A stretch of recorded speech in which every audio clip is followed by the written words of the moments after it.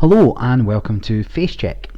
I'm Barry and you're joining me today for just a random game on Jinteki.net.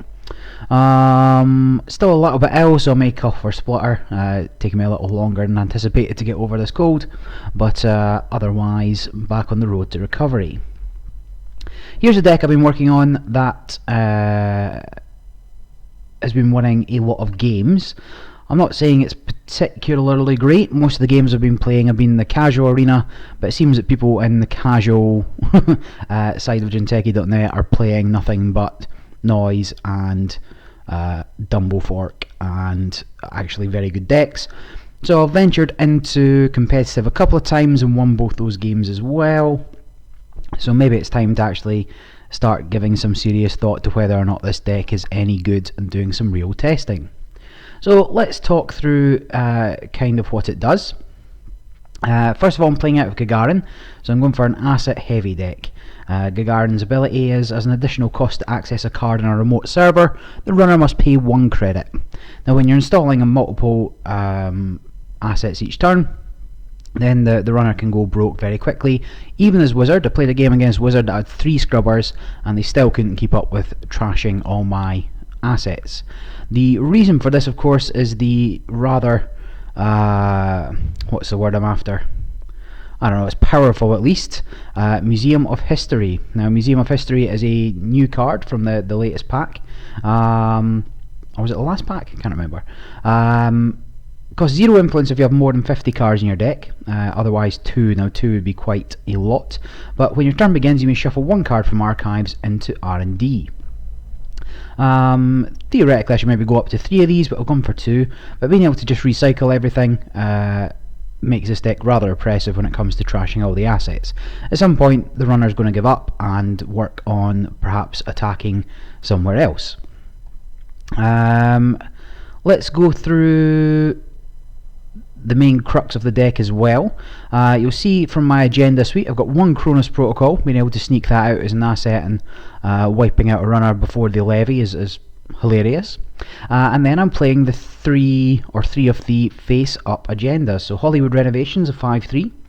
New constructions from the new pack, Business First. See if that image will load. And this also enables a number of plays from the deck. Face up agenda 4/2, and whenever you advance it, you may install a card from HQ in a new server. The secondary ability of the cards, not worth talking about. It's not the main crux of the deck. You're never going to use it. Finally, we have Oaktown Renovation. Now, if you can squeeze one of these out early, it just helps your money and helps you just put some pressure on the early game. You don't need to wait long for your combo. Now 3 face-up agendas and only 13 pieces of ice you'll see there. Doesn't seem like the kind of thing you'd be able to get away with. However, another new card out of Business First is Mumbad Construction Company. So an asset, costs 4 to res and only 3 to trash. But when your turn begins, place 1 advancement token on Mumbad Construction Co. And then you can pay 2 to move 1 advancement token from Mumbad Construction Co. to a face-up card. Excuse me. So with 9 of your 10 agendas being face up cards, you'll now be able to fast advance. The last part of the puzzle is Dedication Ceremony from Calagoda, and that will let you power up the construction company very quickly to be able to score out of hand in a single turn. You'll be able to score a 5/3 out of hand, you'll be able to score a 4/2 out of hand, but the dream is to have 11 advancement tokens on the Mumbad Construction Co's. There's 3 in the deck, so they can have multiple ticking up at once. Then you install new construction, you advance it to install another agenda, and then you advance it to install another agenda, and then move 11 tokens over to score all 7 points in a single turn.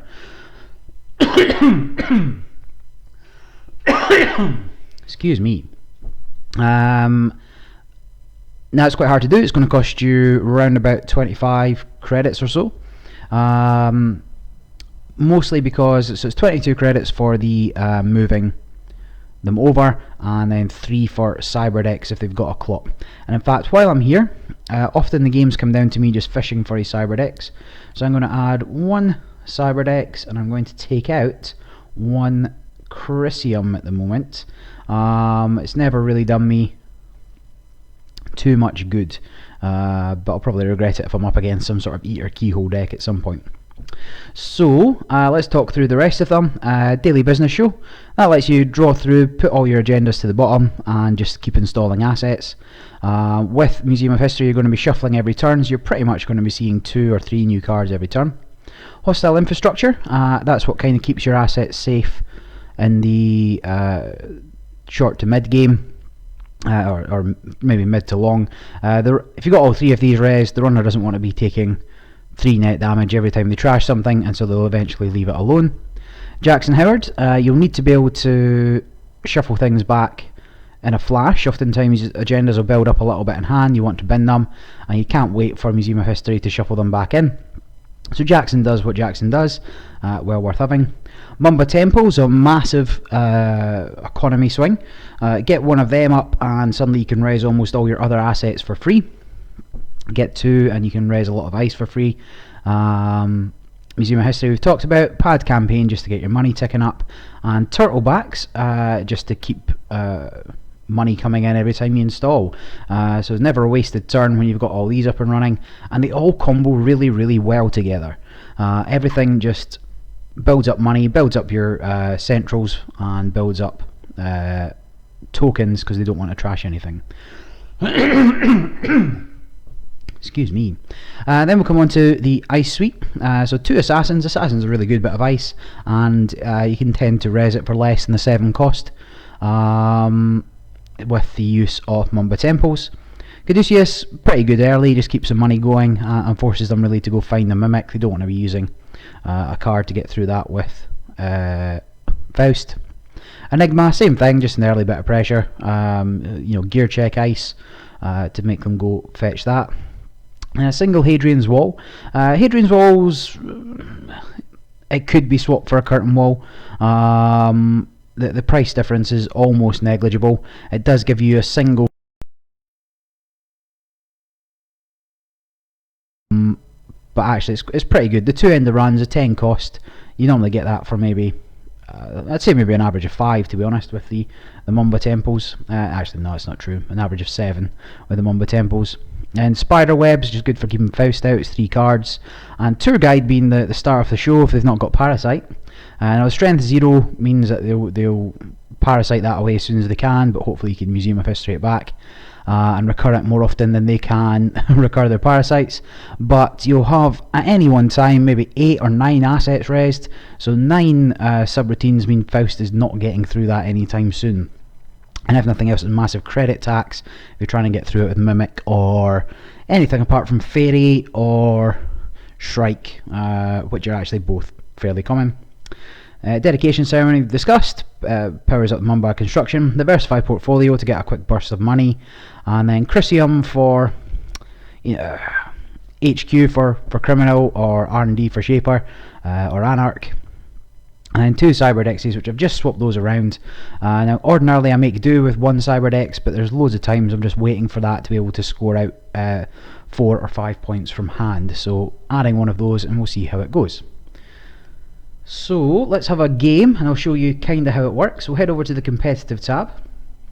Kalimsha's playing. I don't know if he'll jump in and cripple me. Now I'm not saying this deck is perfect, right?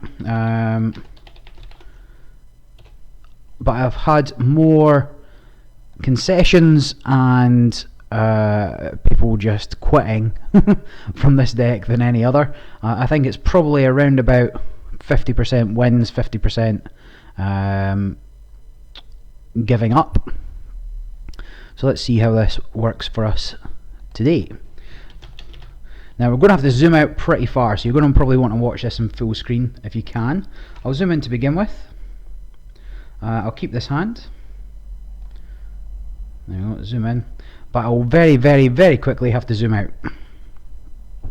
So I'm going to start my turn. I'm going to install Turtlebacks. I'll res it. I'm going to install Pad Campaign. and then I will install you. Now, no agendas in hand, which is great. 54 card deck, 10 agendas. Expect to see an agenda, one in every sort of 5 cards or so. So as the runner, you could have an attempt at HQ and one on R&D just to see.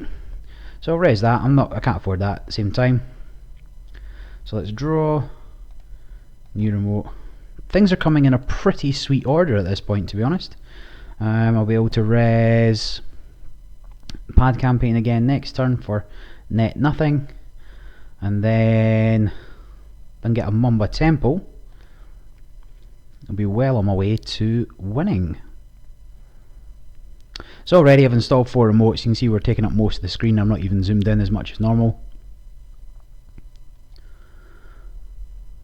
So, well, agenda on top, that happens. Now I do have to be a little bit aware of Apocalypse, but I doubt that's coming out of Hayley. So let's res the pad campaign, and I'll get that 2 money back. So there's the Mamba Temple, which is what I want.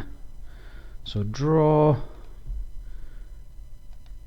new remote, and let's throw this on R&D. So that's just the gear check ice.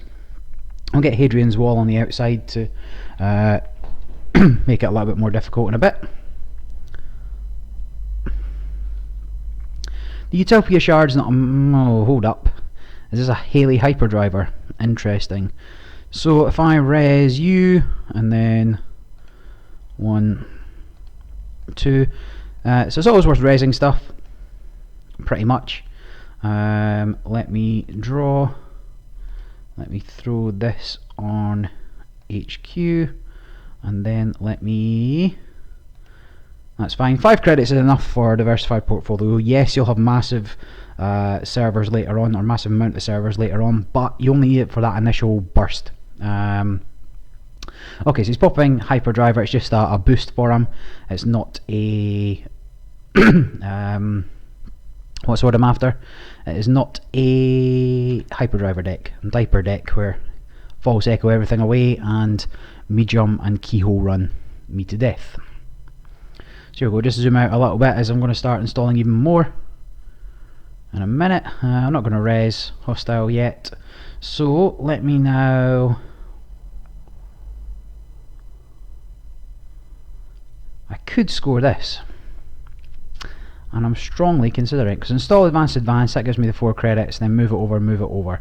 So I'm going to do that just to get it out of hand. I've got the Utopia Shard there that I need to be worried about, so I get a credit for that, and then advance, and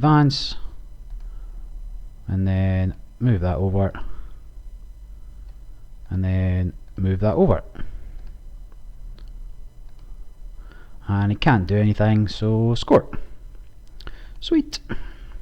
So he's got the fan site. He'll get his artist colony up and running in a minute, and we'll see how that goes.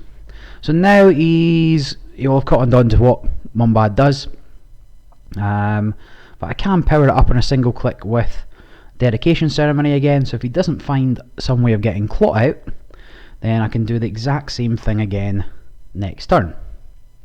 Now I'm ticking up 2 credits with pad campaign, and I'm getting 1 for an install with turtlebacks, plus I do have Mamba Temple there for the resi, so I'm not too worried about going down in money. Let me draw. Let's throw you in a new remote, and then let's throw you in a new remote. So I'm getting a credit for that. Now putting these cyber decks out is a little risky, but it does mean that I no longer need to worry about the clock. At least until he gets rid of it. What I really want here is either an agenda or another hostile infrastructure. Taking 2 to trash something. Okay, so let me 1, 2. I'll raise that, and then no more action. So he's going to pay 1 to access that, and then he leaves it. So that's fine. Hostile's up and running, and I do have enough money to do whatever. Now, what's in the bin? Nothing that you can clone ship out, so I don't need to worry again. I'm going to leave that other one face down just now. So then let me new remote, get the money, advance, advance, move a token over, move a token over. So again, now he's going to start to realise that he has to get rid of these. Just take the hit. But I wonder what will ping from hand. And then I'll raise the second one. I mean, I might consider protecting it actually. Let's see what he does. So he's going into R&D, but he doesn't have any way in yet. So let me raise the second one, start a turn. So now let's draw. I will throw you over R&D, and I will throw you over R&D. So his win condition here is obviously going into R&D. So let's make that as difficult as possible. Now I can't afford to raise all these, of course. Only one Mumba Temple out, only 2 credits sticking up a turn.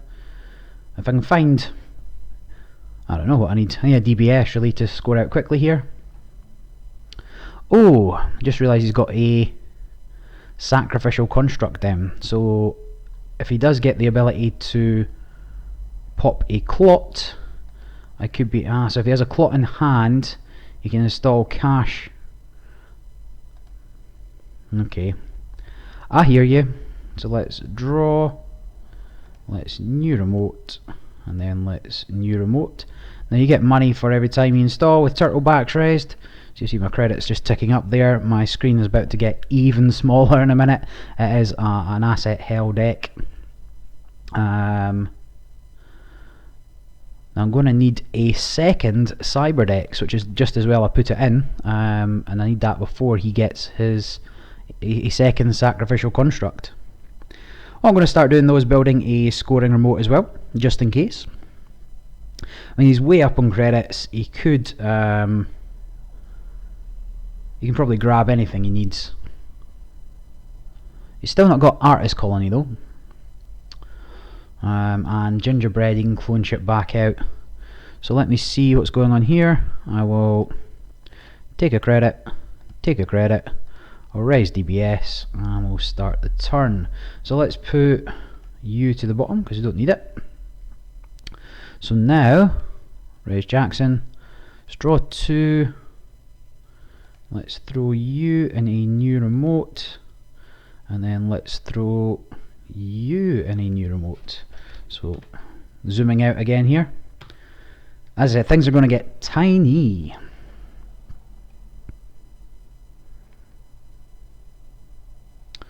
So I might just go for the slow score of this Oaktown. He's got SMC. He can definitely clot me, but with Museum down now, I'm going to pop the clot when I get the chance. So, I mean, this costs money. Okay, so take 1, take 2, and then we'll just raise that. That's going to cost 3 credits and a dog token. Not the end of the world, really. Only 1 token. Cool. Yeah, fix that. It's not curtain wall, and then no more action. And then, will I continue to raise stuff is the question. Yeah, probably. Let's raise this. Let's see if he busts out Gingerbread to take care of it. Yep, he does. But that's 1 less clone chip, which I'm not unhappy about. So there he goes, gets in there. And then let's just raise that, force him to use the SMC for Gordian. And now he gets in, but it's an expensive server for him. And when I get another assassin down, will be fairly unpalatable to run. He's not going to get too many accesses. So I can't really score out behind anything at this point. Okay, so he's seeing 3 cards. Yeah, okay. So he's probably going to trash that. I'm just going to shuffle it back in. So, and that also breaks the R&D lock, but it does mean that he'll be seeing 3 cards next turn. So he can pop this. Yeah, he's got money. He can get another two or three times maybe before having to worry about where he's going to get money from. So he's going again. So 7, 2 barrier subroutines. Yep. And then gingerbread costs 5, 6, 7. Yep. And then this only cost him 1. As in pop technical writer. Oh, that's interesting. So he's on 2 credits. I suppose he could clone chip the SMC and play the clot out of hand if he has it. Let's try it at least. So, no, I don't want to do it. Mandatory drop. So let's put both are good. So if I server 14, and I'm going to pause. Because he brings the SMC out, and then you have to trash the SMC to install the clock. Yeah, he's got it.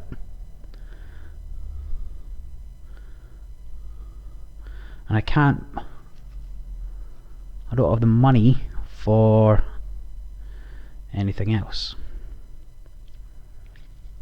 So yeah, clone chip at the SMC to bring the clock from hand, which I assumed that he had. If I advance, let's have a think here. If I had 1 more credit, I think I was fine. So advance, that will get me up to 5. Move 1 over, move another over. Alright, I'll just have to give up on that as being a lost cause. Although he is out of... So let's do new remote. If I had some way of just getting more money, I would be okay there. And then let's... Oh no, I can use... damn it! I could have used those credits, so... But then I could sacrificial construct, so... Let's... advance. That gets me a credit anyway. And then that would have cost me 1. No, I could have made him use it. Oh, it doesn't matter. I'll get it next time. I'll tell you what, next time I'm going to purge, and then he's going to have to figure out a different way of getting his clock back.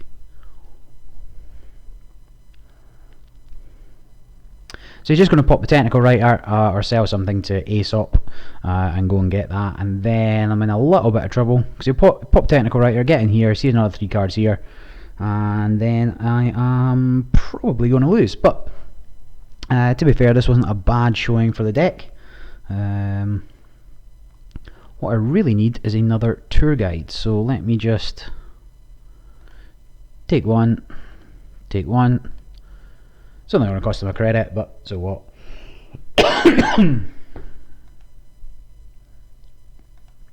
Yeah, and then he can pop this and run in here and potentially get the win.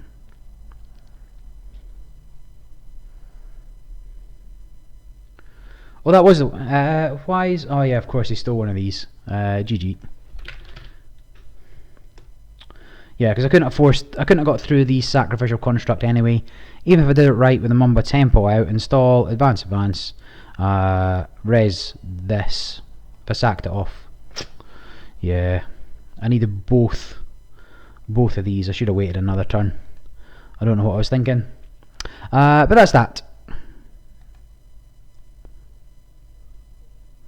Oh yeah, I could even saved it. Yep. Great shout.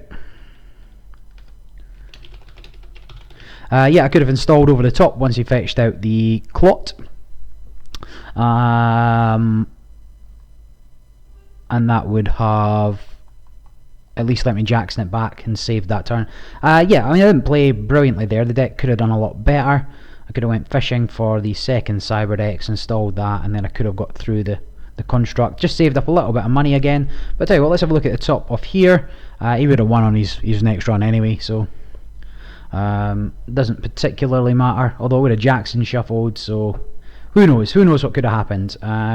But close game. It was competitive. I'm going to keep working on the deck, see what I can do. This number of assets, normally people try and trash stuff, but wise to those moves and played his own game. Went down R&D, tried to stop the fast advance, and that's the way to beat this deck. So, until next time, I'll maybe record another game, but until next time, this is Face Check, jacking out.